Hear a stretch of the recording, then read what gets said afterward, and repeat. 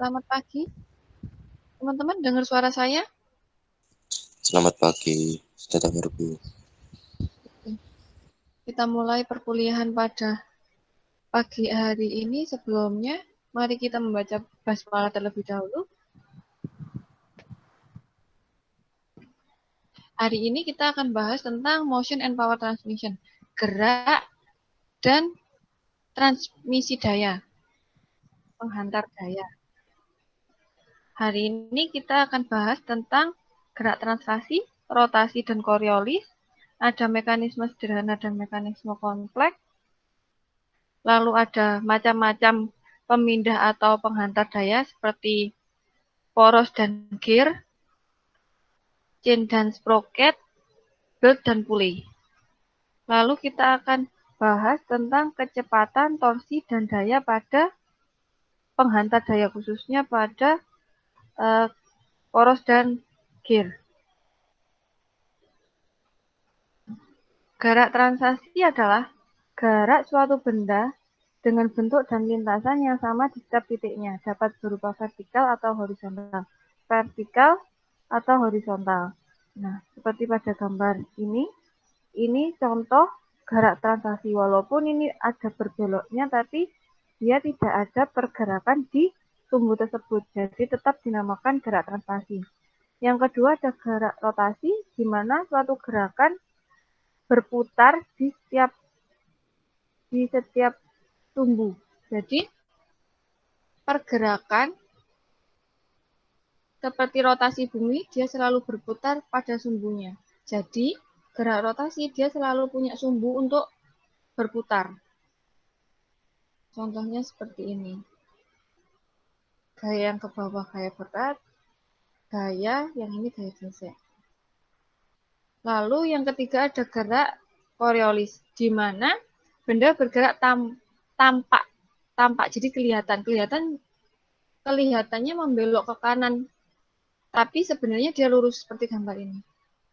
Sebenarnya dia lurus mau ke titik tengah, tapi sepertinya dia tuh gerak ke sebelah kiri. Dan ini sebenarnya pergerakan dia tuh geraknya lurus, tapi karena ada gerak Coriolis tadi, tampaknya kelihatannya dia seperti belok ke kanan. Terus ada mekanisme sederhana. Mekanisme sederhana memiliki karakteristik satu poros, satu roda gigi. Satu poros, satu roda gigi. Batas yang wajar pada rasio kecepatan terletak pada kisaran 1 hingga 10. Ini rasio kecepatannya, bukan nilai kecepatan. Nah, rumusnya rasio kecepatan.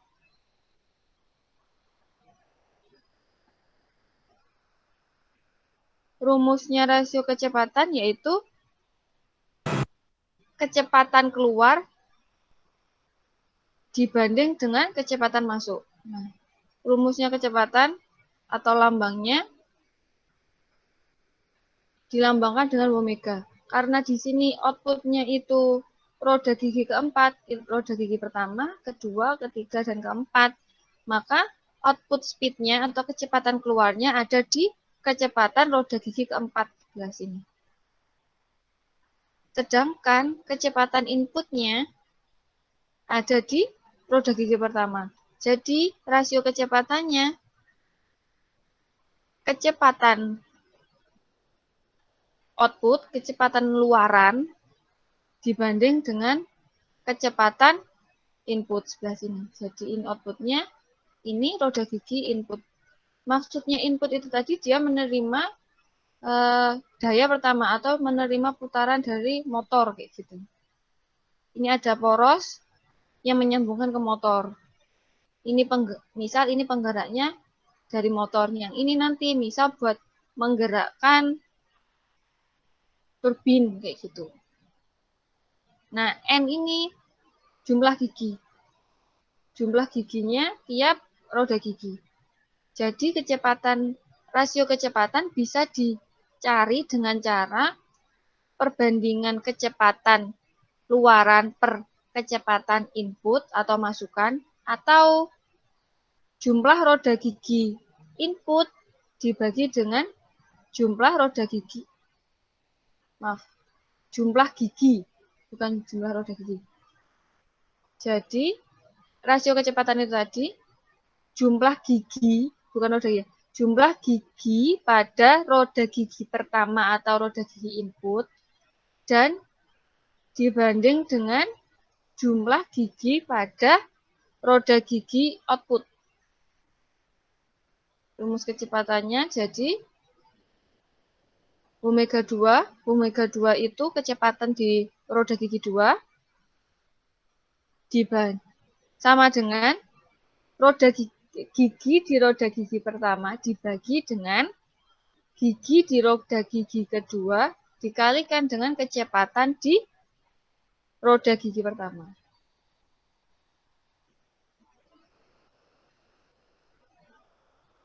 Ini yang omega 4 ini kecepatan pada roda gigi output. Rumusnya seperti ini. Sedangkan rumus rasio torsi yang dihasilkan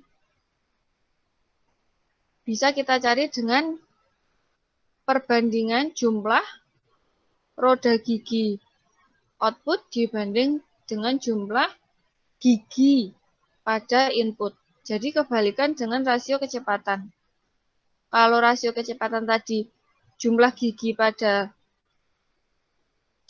roda gigi input dan dibagi dengan jumlah gigi pada roda gigi output. Sedangkan rumus torsi, rasio torsi, jumlah gigi pada roda gigi output dibagi dengan jumlah gigi pada roda gigi input. Ini mekanisme sederhana. Kemudian kita lanjut ke mekanisme kompleks. Mekanisme kompleks biasa digunakan pada transmisi yang memiliki rasio kecepatan dan torsi yang lebih tinggi dan ketika gearbox harus dibuat secara ringkas atau tidak memakan tempat. Mekanisme kompleks memiliki lebih dari satu roda gigi pada setiap porosnya. Contohnya di roda gigi 2 dan 3 ini, dia satu poros tapi ada 2 roda gigi yang bekerja. Rumus kecepatannya sama dengan rumus mekanisme sederhana. Kecepatan rasio juga sama, cuman bedanya kecepatan di roda gigi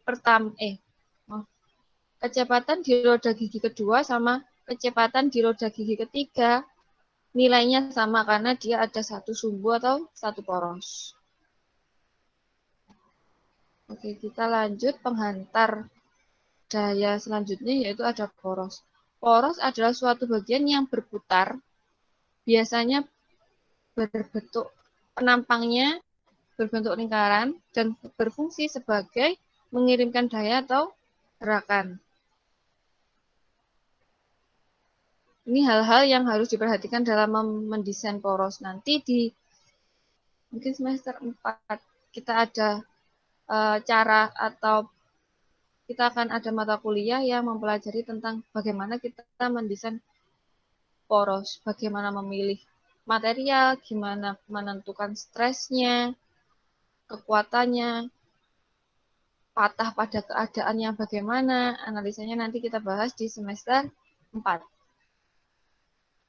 Di mata kuliah elemen mesin.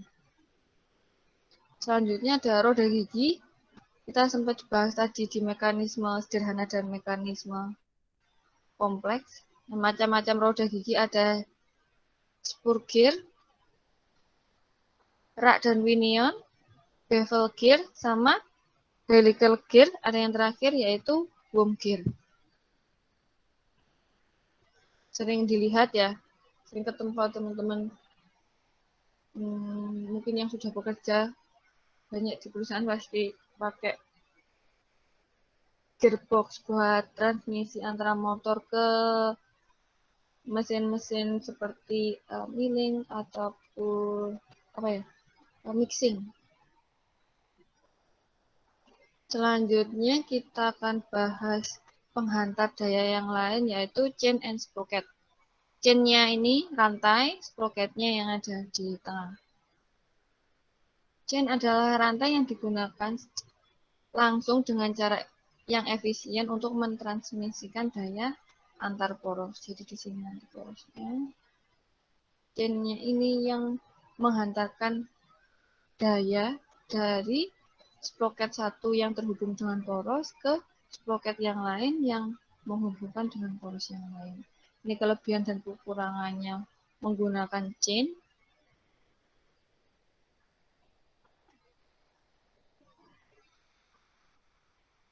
Terus ini tadi ini kelebihan dan kekurangannya untuk chain, yang ini untuk sprocket.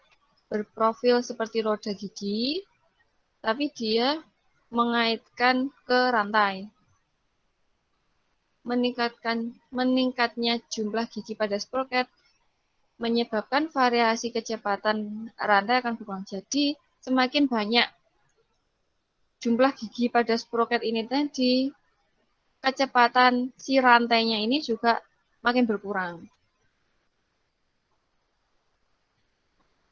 11 gigi pada sprocket itu variasi kecepatannya bisa sampai 4%. Nah, semakin tinggi giginya, maka kecepatannya semakin berkurang. Cuma 1%. Yang selanjutnya, penghantar daya yaitu ada belt and pulley. Hampir sama dengan chain dan sprocket, cuman kalau belt sama pulley ini, belt biasanya dia materialnya dari karet. Nah, kalau pulley, dia nggak bergerigi seperti sprocket. Nanti kita juga akan bahas ini di semester 4 untuk lebih detailnya. Terus ini ada kecepatan, torsi, dan daya pada penghantar daya. Ini sama seperti yang saya jelaskan tadi di mekanisme sederhana dan mekanisme kompleks.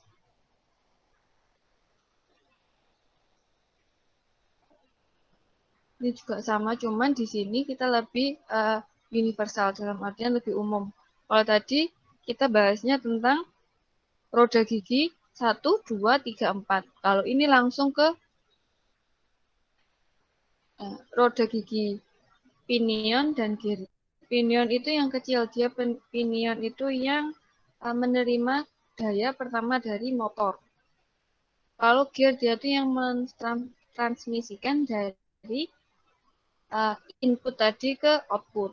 Jadi kalau pinion itu yang kecil yang dapat daya utama dari motor, yang gear itu outputnya yang akan ditransmisikan.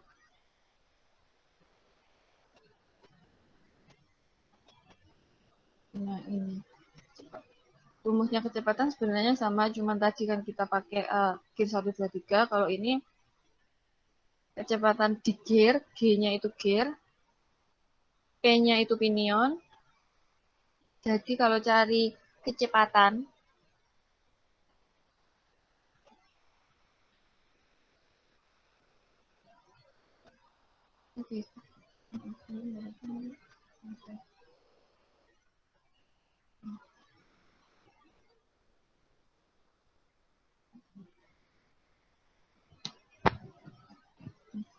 kalau kita mau cari kecepatan di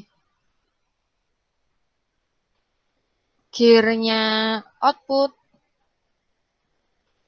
masih pakai dengan rasio jumlah gigi pada roda gigi. Jadi rasio dari gigi pada roda gigi pinion dibagi dengan jumlah gigi pada roda gigi gear dikalikan dengan kecepatan input pada roda gigi pinion. Rasio kecepatan juga sama. Kecepatan output dibagi dengan kecepatan input. Torsi sama seperti yang tadi juga, cuman ini pakai gear sama pinion. kebalikan dengan kecepatan. Kalau torsi jumlah gigi, kalau R ini radius. Jadi radius roda gigi. Jari-jari. Terus torsi juga sama rumusnya. Cuman kalau tadi belum ada rumusnya daya untuk mekanisme sederhana dan kompleks, di sini kita tambahkan rumus daya. Daya sama dengan torsi dikalikan kecepatan. Ini ada gaya.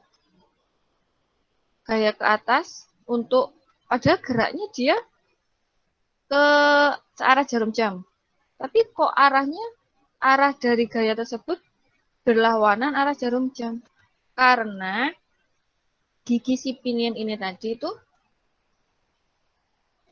kan arahnya ke sini. Jadi dia kan numbuk di roda gigi gear. Si pinion dia numbuk si roda gigi gear. Jadi pinion ini tadi ngasih gaya ke roda gigi gear. Jadi gayanya searah sama kecepatannya. Nah, sedangkan sedangkan gaya yang ada di roda gigi pinion itu dia dapat tumbukan dari si roda gigi gear ini tadi. Yang pertama, si pinion dapat gaya. Gayanya ditumbukkan ke gearnya.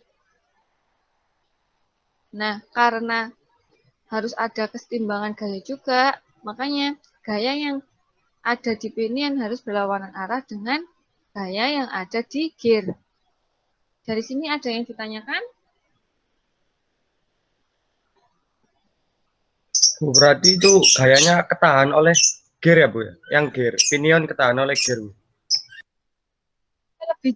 Lebih kencang suaranya? Berarti gayanya yang di pinion itu sama saja kayak ketahan sama yang roda gigi gear ya, Bu? Karena kan dikasih gaya oleh pinion. Sama, ini gayanya nilainya sama. Oke, siap. Terima kasih. Kalau gearnya cuma 2, gayanya sama.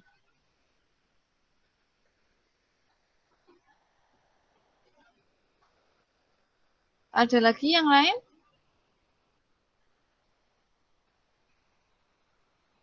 Nanti semester 4 atau 5 kita ada mata kuliah LMS, itu kita mendesain berapa sih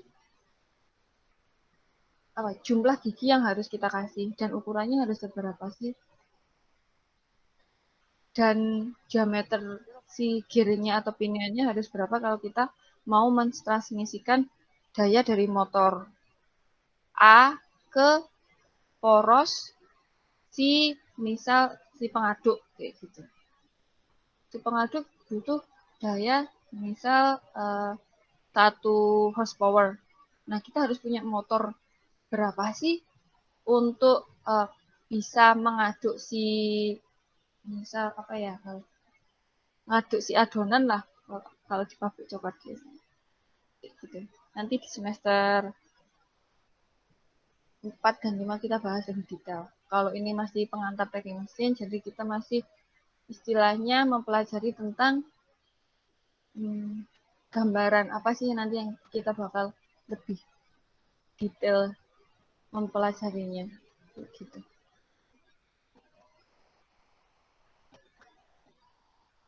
Ada lagi yang lain? Kenapa input lebih kecil daripada output, Bu? Si pulinya. FND ya ini ya? Bisa lebih kencang? Kan roda gear ukurannya. Input. Iya. Oh, ukurannya ini. Ya. Kalau dia gini.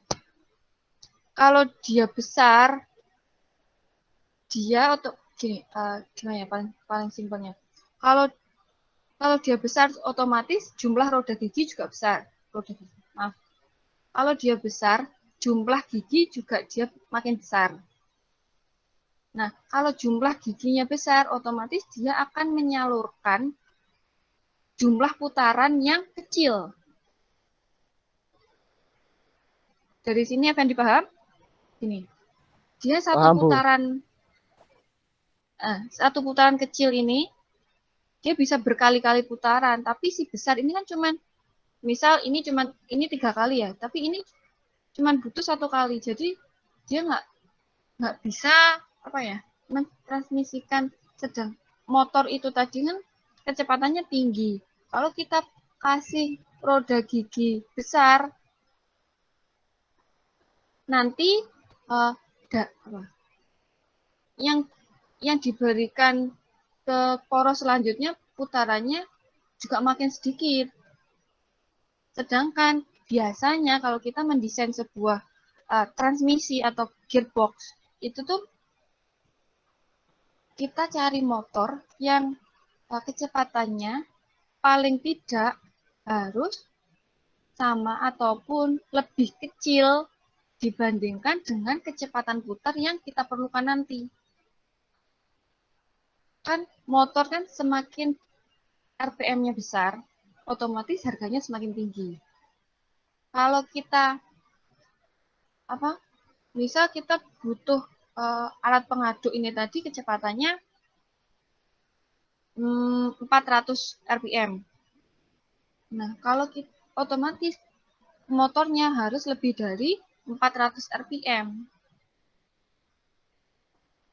Nah, kalau kita pengen efisien, harusnya motornya kalau bisa ya di bawahnya 400 kan. Tapi kalau di bawahnya 400, karena ada transmisi nanti dari posisi motor ke si pengaduk itu tadi, nggak akan kamu dapat 400 RPM pada kecepatan akhir. Karena roda gigi pertama size-nya atau dimensinya sudah besar. Gimana? Effendi, paham? Bisa dimengerti, Bu. Atau Paham. ada pertanyaan lagi? Cukup sudah, Oke. Bu. Yang lain? Oke.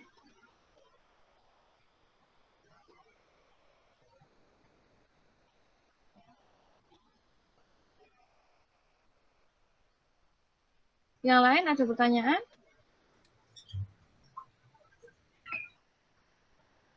Bu, mungkin dari pertanyaan Effendi Enggak, saya tadi, lanjut ke...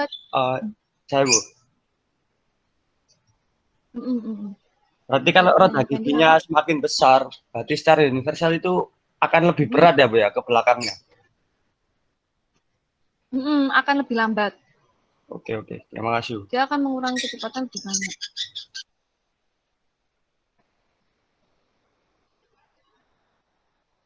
Oke, kita lanjut ke contoh soal. Poros mentransmisikan daya 1 kW dari motor penggerak dengan kecepatan operasi 250 RPM.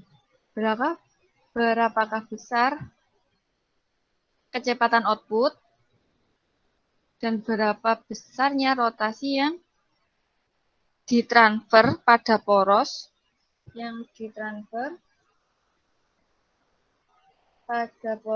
output ke beban mekanisnya. Ini tipsnya ini jumlah gigi ya. Nah, kayak gini. Ini inputnya lebih besar. Jadi, dia pasti nanti punya kecepatan output lebih kecil. Beban mekanis dari gambar itu di mana, Bu?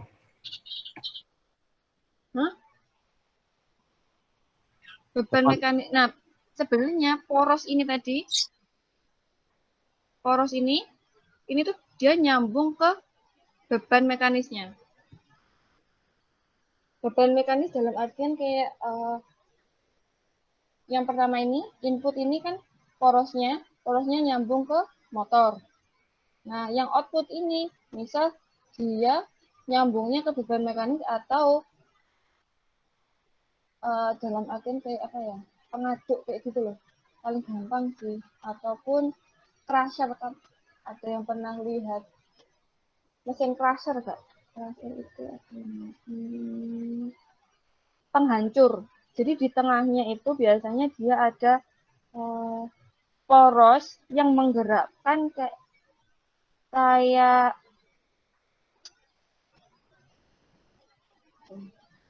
palu gitu loh. Jadi porosnya itu tadi ini nyambung ke poros ya. Nah, dari poros ini tadi itu tuh ada sambungan kayak palu-palu buat ngancurin, misal crusher itu ada di tambang tambang emas. Nah, dari kita dapat apa ya? Bongkahan uh, batu ataupun tanah yang berbatu itu kan ada kandungannya emas. Nah, karena batunya itu tadi keras, jadi harus dihancurkan dulu. Nah, dihancurkannya itu pakai mesin crusher. Nah, karena batu-batunya besar, batunya itu mengandung emas. Jadinya kita harus menghancurkannya biar kita bisa ngambil si emasnya itu tadi. Nah, ngambilnya itu tadi, si emas itu butuh dihancurkan. Dihancurkannya di mesin crusher, mesin penumbuk. Nah, biar si batunya itu hancur, itu kita butuh poros yang disambungkan dengan si palu-palu biar si numbuk si itunya batu-batu itu tadi. Ya, jadi ada tangki, di tengah tangki itu tadi ada poros yang berputar yang menggerakkan si palu-palu itu tadi. Nah, beban mekanisnya itu tadi. Nah, palu-palu itu tadi yang harus menghancurkan si batu-batuan tadi. Berarti beban yang ditanggung oleh porosnya tadi itu, Bu ya. Namanya beban mekanis. Oke, sih.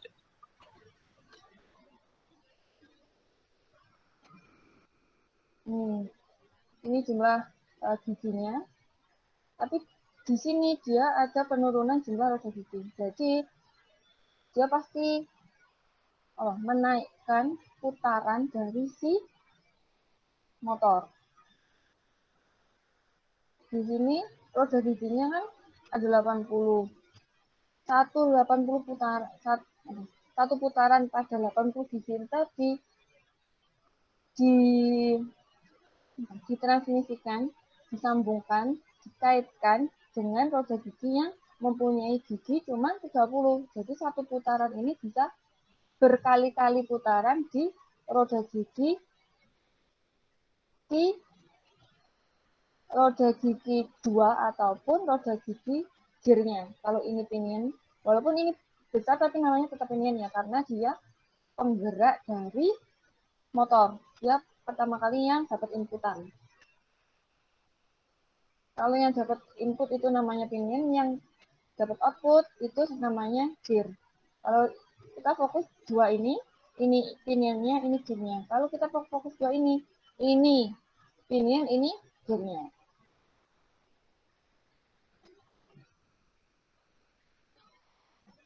Kecepatan kita tahu tadi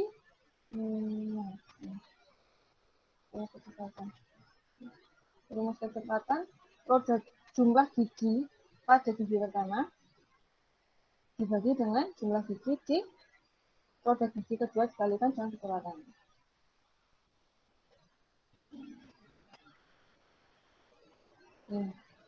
Jumlah gigi pertama dibagikan jumlah gigi kedua. Atau kita tadi punya rumus di sini, jumlah gigi pinion input dibagi dengan jumlah gigi output dikalikan dengan kecepatan pada pinion. Jadi ini tadi, jumlah gigi input dibagi dengan jumlah gigi output dikalikan dengan kecepatan input. Jumlah gigi yang ke output kan yang ketiga itu ada 50. Dikalikan dengan 250 RPM. Jadi dia punya 400 RPM untuk keluaran si motor.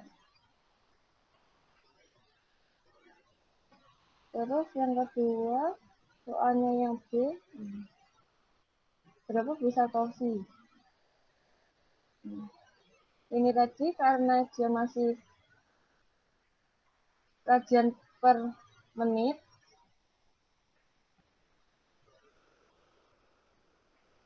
jadi harus diganti dengan, oh maaf, ini bukan radian tapi rotation per menit. Jadi putaran per menit dibagi. Harus dikonversi ke radian per sekon untuk mencari nilai dari torsi. Torsi tadi rumusnya, karena kita udah ketahui ya si dayanya berapa, dayanya 1 kW. Nah, rumusnya pakai ini.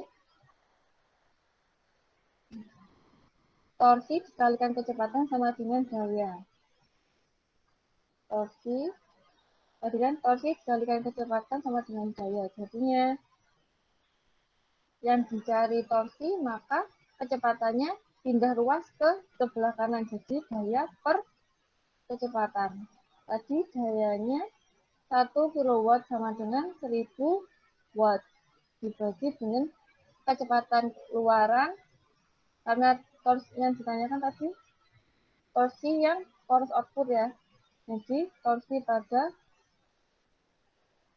poros keluar. Jadi yang dipakai kecepatan keluar tadi nilainya 41,88 radian per sekon. Nah, ini nilai torsinya. Dari sini ada pertanyaan?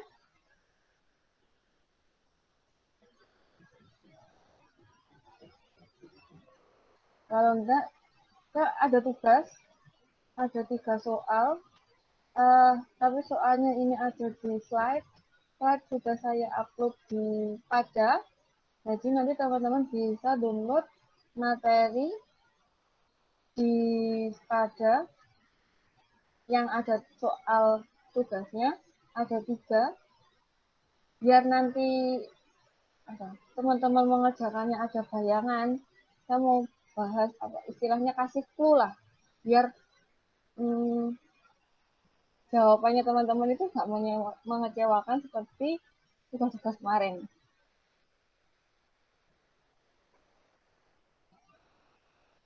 Soal nomor 1, roda gigi helical pada mekanisme sederhana memiliki nomor gigi seperti pada gambar ini. Nomor giginya ya 45, 70, 60, 35, 85. Gigi tengah, tapi ini yang diketahui gigi tengah, bukan gigi input. Ini gigi input, ini gigi output. Yang diketahui gigi tengah yang di sini. Dan Berarti itu mesinnya di tengah ya?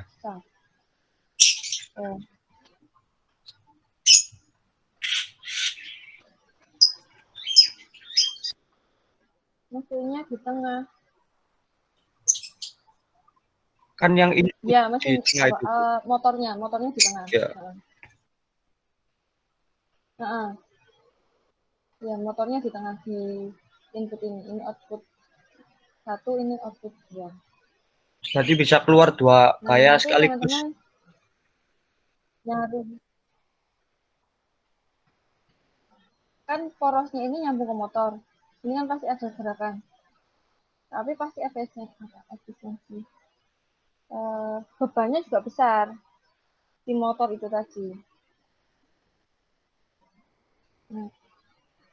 Nah, sini kan tentukan kecepatan dan arah rotasi. Nanti dari sini kan ada jumlah giginya semuanya sudah diketahui. Jadi teman-teman bisa hitung kecepatannya di tiap poros ini tadi.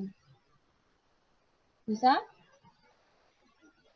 Kalau arah rotasi selalu berkebalikan dengan input. Jadi kalau ini arahnya ke kanan, jadi ini ke kiri. Berarti kalau ini ke kiri, ini ke kanan. Begitu juga sebaliknya. Paham?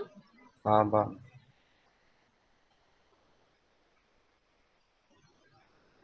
Oke, kita lanjut soal nomor 2. Nanti dikerjakan ya, kita kumpulkan hari Kamis. Tapi lebih enak itu sebenarnya hari Rabu. Nanti Kamis saya bahas dalam artian entah nanti penyelesaian saya upload di YouTube. Jadi teman-teman Jumat kan ada kuis. Kuisnya tentang ini juga, biar bisa tahu sebenarnya gimana, salahnya gimana. Mau dikumpulkan hari Kamis atau Jumat? Kamis. Rabu apa Kamis? Kalau Kamis saya nggak bisa ngasih pembahasan dari soal jawaban yang teman-teman kerjakan tadi. Tapi kalau Rabu, saya bisa kasih feedbacknya. Karena saya udah tahu teman-teman tadi mengajarkan kayak gimana. Mau Kamis apa Rabu? Karena Jumat tanggal 15 kalian ada kuisnya ada 3 bab, jadi mungkin soalnya lumayan banyak. Ada mekanika fluida, ada yang kemarin itu heat and mass transfer, kalor yang kemarin, dan ini tadi untuk gerak dan sistem pemindah daya. Terserah nanti mau Rabu apa Kamis mengumpulkannya. Kalau Kamis saya nggak bisa kasih review, jadi nggak bisa buat belajar di kuis hari Jumat. Tapi kalau Rabu saya bisa kasih review di hari Kamisnya nanti buat belajar di kuis yang hari Jumat. Nanti kita bisa kesepakatan aja di grup. Terus kita lanjut soal nomor 2. Kursus dalam mekanisme kompleks memiliki nomor gigi, ini jumlah gigi. Berarti ada 50, 40, 30, nomor 25 ini jumlah giginya. Terus putarannya bagi di input ada 60 rpm. Tentukan arah kecepatan dan rotasi poros. Jadi soal nomor A kita tentukan arahnya kemana. Kalau inputnya ke kanan berarti roda gigi anggaplah 2 dan 3 ini berarti ke kiri karena ini satu poros harusnya sama. Nah baru kalau ini tadi ke kiri jadi arahnya output, roda gigi output ke kemana? Dengar suara saya? Searah. Hah? Searah jam. Searah jarum jam. Oke. Nah, nyari kecepatannya sama dengan rumus yang tadi. Dipakai rasio roda gigi, jumlah gigi pada roda gigi dikalikan dengan kecepatan input. Terus soal B, jika gear train itu ini ya, mekanisme ini tadi, mentransfer daya 4 HP, horsepower, hitung torsi ini sama kayak yang contoh soal. Tapi torsinya ini pada poros input dan output. Kalau ini tadi kan cuma di output, jadi nanti tinggal yang dipakai kan kecepatan output ini. Nah, nanti yang di soal 2 ini tadi, karena ada poros input dan output, torsinya, jadi kalian pakai torsi pada, ada dua jawaban yang B, torsi pada input dan torsi pada output. Nah, torsi pada input, kalian pakai kecepatannya si input. Nah, kalau torsi pada output, kalian pakai kecepatannya si output. Paham dari sampai sini? Kan rumusnya torsi tadi, torsi sama dengan daya per kecepatan. Dayanya kan sudah diketahui, dayanya 4 horsepower. Nah, kalau di sini tadi kan dayanya pakai kilowatt. Jadi nanti kalian konversi dari 4 horsepower ini tadi dikonversi ke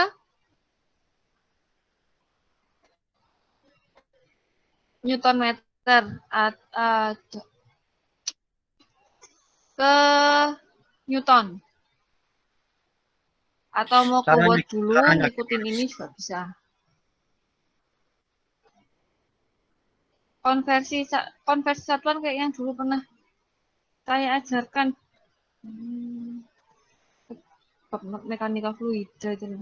Atau paling gampangnya kalian cari 4 horsepower ini sama dengan, paling gampang ya, 1 horsepower sama dengan berapa watt.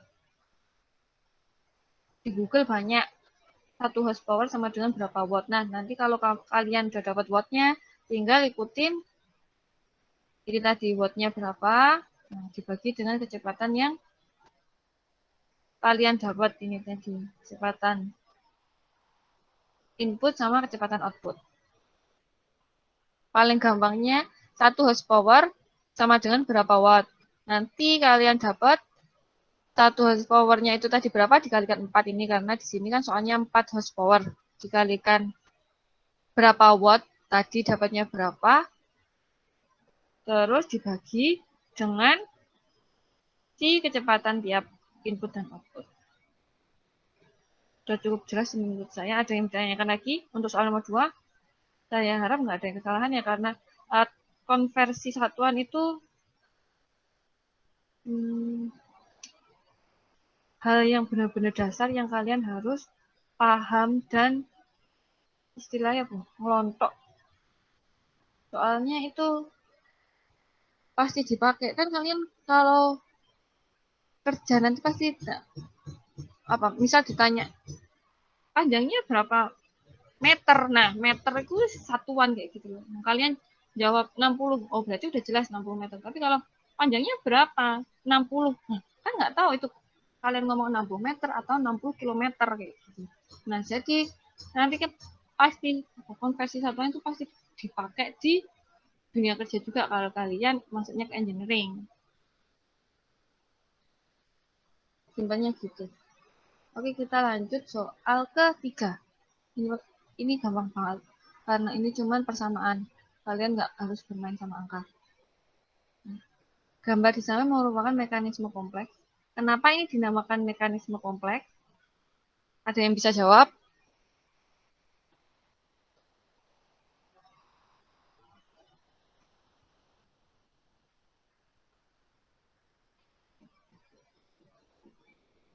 Ada yang dengar suara saya? Dengar, Bu. Kenapa soal nomor 3 ini dinamakan mekanisme kompleks?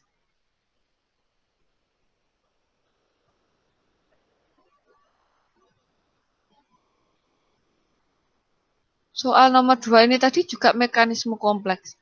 Apa persamaan dari soal nomor 2 kalau kalian lihat gambar ini sama lihat soal nomor 3 pada gambar ini? Kenapa sama-sama dinamakan mekanisme kompleks? Ada lebih dari satu gear di dalam satu shaft. Benar banget. Karena tadi kita udah bahas tentang mekanisme kompleks. Mekanisme kompleks itu paling gampangnya memiliki lebih dari satu roda gigi pada setiap poros. Nah, setiap poros tengah. Sama seperti soal nomor 2 yang ada satu poros ada 2 roda gigi, dan soal nomor 3 ada 2 poros ada 2 roda gigi dalam poros 1, 2, dan 3. Makanya dinamakan dengan mekanisme kompleks. Kalau ini tadi dinamakan mekanisme sederhana karena dia cuma ada satu roda gigi pada satu poros. Oke, kita lanjut. Nah, soal nomor 3 ini gambar di samping merupakan mekanisme kompleks. tentukan persamaan untuk rasio kecepatan dan rasio torsi. Nah, ini ada dua. Rasio kecepatan. Rasio kecepatan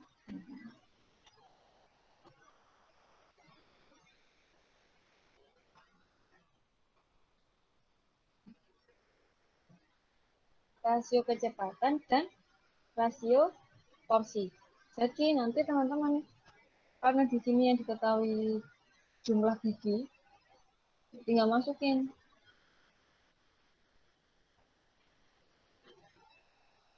jumlah giginya, rasionya. Paham ya? Itu gampang banget kan? Rumusnya sudah ada, jadi tinggal masukin aja.